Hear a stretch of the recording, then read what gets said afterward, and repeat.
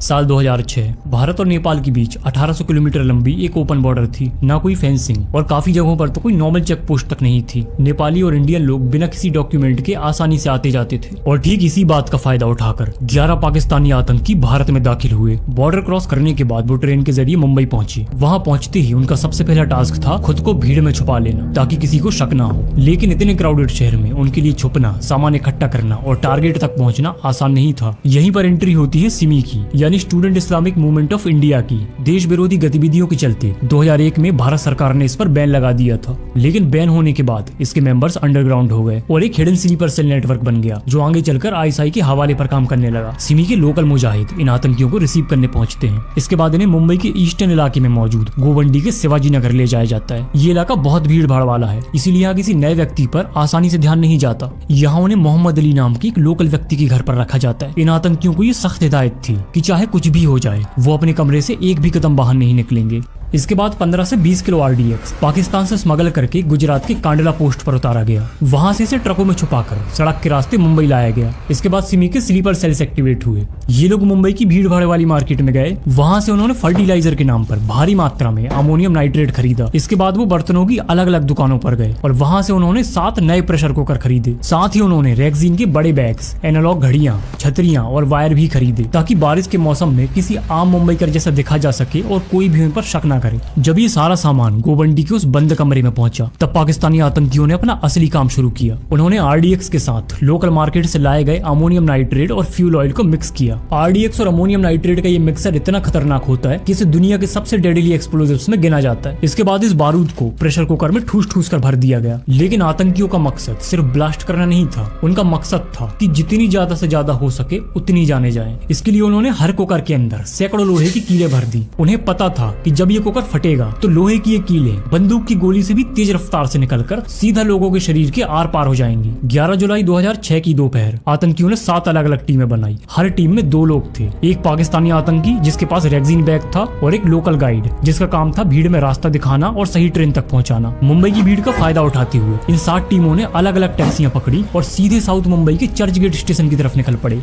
शाम के करीब 5:30 बज रहे थे। चर्च गेट पर ऑफिस से लौटने वाले मुसाफिरों की भीड़ जमा होने लगी थी। इसके बाद मेन एंट्रेंस के बजाय आतंकियों ने स्टेशन के सबवे का इस्तेमाल किया और सीधे प्लेटफॉर्म तक पहुंच गए। और ठीक 6 बजे के आसपास ये 7 ग्रुप सबअर्ब्स की तरफ जाने वाली अलग अलग ट्रेनों के फर्स्ट क्लास डिब्बों में सवार हो गए। वेस्टर्न लाइन का फर्स्ट क्लास कंपार्टमेंट आमतौर पर मुंबई के टॉप प्रोफेशनल्स और मिडिल अपर क्लास बिजनेसमैन से भरा होता है और यही लोग इन आतंकियों का मेन टारगेट थे। ट्रेन चलने के बाद उन्होंने अपना बैग ओवरहेड लगेज रैक पर रखा और जैसे ही ट्रेन अगले स्टेशन पर पहुंची वो आतंकी ट्रेन से उतर गए और भीड़ में गायब हो गए। एक आतंकी शाम की इस भयानक भीड़ की वजह से दरवाजे तक नहीं पहुंच पाया और उसी डिब्बे में फंसा रह गया। बाकी बची आतंकियों के उतरने के बाद वेस्टर्न लाइन की वो 7 ट्रेनें अपनी मंजिल की तरफ बढ़ने लगी। शाम के 6:23 हो चुके थे। बारिश की वजह से मुंबई का आसमान धुंधला हो चुका था। फर्स्ट क्लास कंपार्टमेंट पूरी तरह पैक थे। ऑफिस से थके हुए यात्री खिड़की के बाहर बारिश देख रहे थे। सब कुछ बिल्कुल नॉर्मल था। खार रोड स्टेशन बस आने ही वाला था कि ठीक 6:24 पर पहला धमाका हुआ।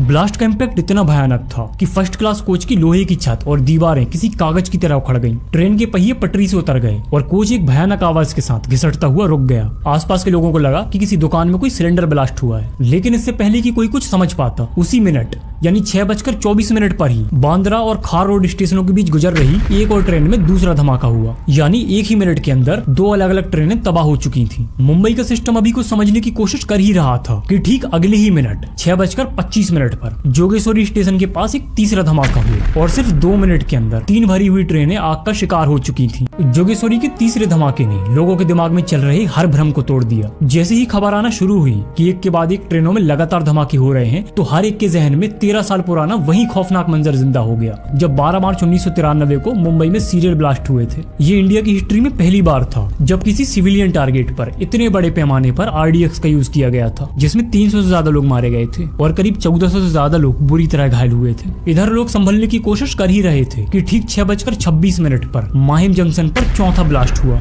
दरअसल जब ये बम फटा तब ट्रेन प्लेटफॉर्म के बहुत करीब खड़ी थी और इसी वजह से वहाँ ब्लास्ट का इम्पैक्ट और भी बड़ा था। इसके तुरंत बाद मीरा रोड स्टेशन पर 5वां धमाका हुआ। इसका सबसे बड़ा उदाहरण था पराग सावंत। ये 26 साल का लड़का इस धमाके में इतनी बुरी तरह से घायल हुआ कि वो अगले 9 साल तक कोमा में रहा और आखिरकार जुलाई 2015 में उसने दम तोड़ दिया। 6:32 पर माटुंगा स्टेशन रोड के पास छठा धमाका और इसके ठीक 3 मिनट के बाद 6:35 पर बोरीवली के पास 7वां और आखिरी धमाका हुआ। 6:24 से लेकर 6:35 तक इन 11 मिनटों में मुंबई की लाइफलाइन पर 7 भयानक सीरियल ब्लास्ट हुए, जिसमें 209 लोगों की जानें गई और करीब 700 से ज्यादा लोग बुरी तरह घायल हुए, जिनमें से कईयों को अपने हाथ पैर हमेशा के लिए गंवाने पड़े। मुंबई की हिस्ट्री में 1993 के बाद यह दूसरा सबसे बड़ा और भयानक आतंकी हमला था।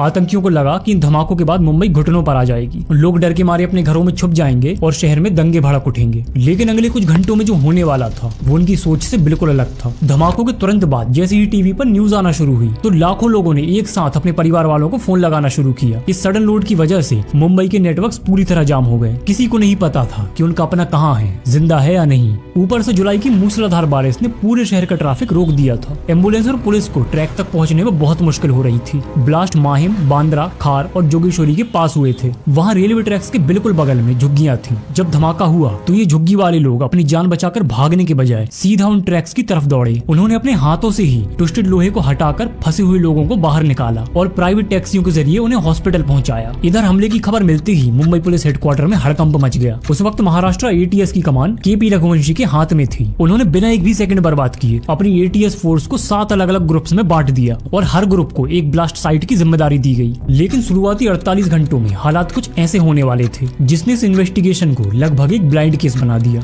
और जो 1-2 थे भी उनकी हालात इतनी खराब थी कि उनमें किसी का चेहरा पहचानना नामुमकिन था। हमले के बाद मुंबई पुलिस और एटीएस पर केस को सॉल्व करने का भारी प्रेशर था और जब इन्वेस्टिगेशन में कोई डायरेक्ट लीड नहीं मिली तो पुलिस ने शक के आधार पर एक बड़ा एक्शन लेने का फैसला किया। हमले के ठीक 36 घंटे के अंदर पूरे महाराष्ट्र और खासतौर पर मुंबई से 400 से ज्यादा लोगों को अरेस्ट किया गया। लेकिन इतने सारे लोगों से इंटेरोगेशन के बाद भी एटीएस को ब्लास्ट से जुड़ा कोई भी सुराग नहीं मिला और हमले के ठीक 6 दिन के बाद यानी 17 जुलाई को इस केस का पहला ठोस सबूत सामने आया। मुंबई की फॉरेंसिक लेबोरेटरी ने यह कंफर्म कर दिया कि धमाकों में आरडीएक्स और अमोनियम नाइट्रेट का इस्तेमाल किया गया था। इसके साथ ही ब्लास्ट साइट्स पर प्रेशर कुकर के हैंडल और एल्यूमिनियम ढक्कन के टुकड़े मिले, जिससे ये साफ हो गया कि आतंकियों ने बॉम्ब किस तरह से डिजाइन किया था। इसके बाद सेंटा क्रूज की 2 अलग अलग दुकानों को ट्रेस किया गया जहां से ठीक यही 5 लीटर वाले प्रेशर कुकर खरीदे गए थे। लेकिन दुकानदार को याद नहीं था कि कुकर किसने खरीदे।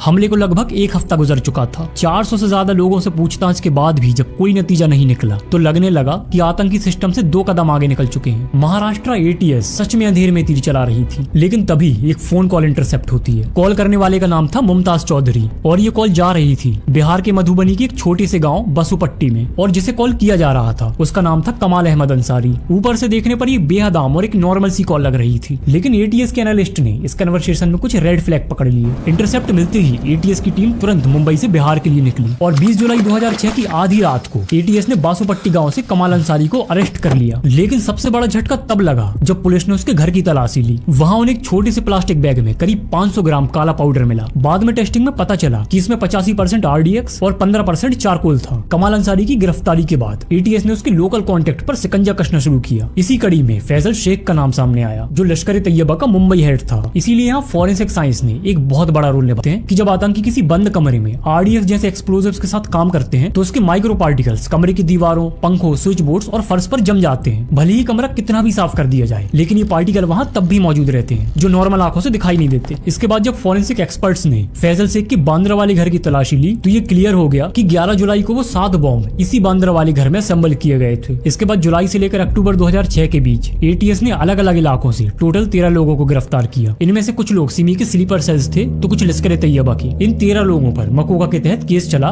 जो 8 साल लंबा खिंचा। इस दौरान कोर्ट में करीब 192 गवाहों के बयान दर्ज किए गए और आखिरकार हमले के 9 साल के बाद सितंबर 2025 में मकोका कोर्ट ने अपना आखिरी फैसला सुनाया। इन 13 आरोपियों में से एक आरोपी अब्दुल वाहिद शेख को सबूतों के अभाव में कोर्ट ने बरी कर दिया और बाकी लोगों को दोषी करार दिया गया, जिसमें कमाल अंसारी, फैजल शेख और एहतेशाम सिद्दीकी समेत 5 आतंकियों को फांसी और 7 को उम्र कैद की सजा। 21 जुलाई 2025 को कुछ ऐसा हुआ जिसने 19 साल पुरानी इस पूरी इन्वेस्टिगेशन इन्वेस्टिगेशन पर ही सवाल खड़े कर दिए। बॉम्बे हाई कोर्ट ने एक बड़ा फैसला सुनाया और ये सारे 12 के 12 एक्यूज्ड बरी कर दिए गए। कोर्ट ने एटीएस की इन्वेस्टिगेशन की काफी आलोचना की। कोर्ट ने ये साफ कहा कि प्रोसिक्यूशन अपना आरोप साबित करने में फेल रहा है। साथ ही ये भी माना कि सबूतों के साथ छेड़खानी हुई थी और आरोपियों के कन्फेशंस इलीगल तरीके से टॉर्चर करके लिए गए थे। कोर्ट ने यहाँ तक कहा कि पुलिस ने सिर्फ केस को सॉल्व होता हुआ दिखाने के लिए एक झूठी पिक्चर बनाई जिसमें असली कल्प्रिट बच निकले। इस फैसले के आते ही महाराष्ट्र सरकार तुरंत सुप्रीम कोर्ट पहुंची। हालांकि सुप्रीम कोर्ट ने इस जजमेंट पर स्टे जरूर लगाया, लेकिन कोर्ट ने महाराष्ट्र सरकार की वो मांग ठुकरा दी जिसमें आरोपियों को वापस अरेस्ट करने को कहा गया था। यानी इन 12 के 12 आरोपियों को जेल नहीं भेजा गया और ये केस अभी भी सुप्रीम कोर्ट में चल रहा, जिसमें सिस्टम पूरी तरह से आतंकियों को पकड़ने में नाकाम रहा। और आज इतने सालों के बाद भी सिर्फ एक ही सवाल बचा है कि अगर इन 12 लोगों ने हमला नहीं किया तो इतने सारे मासूम लोगों की जान लेने वाले वो आतंकी कहाँ गए।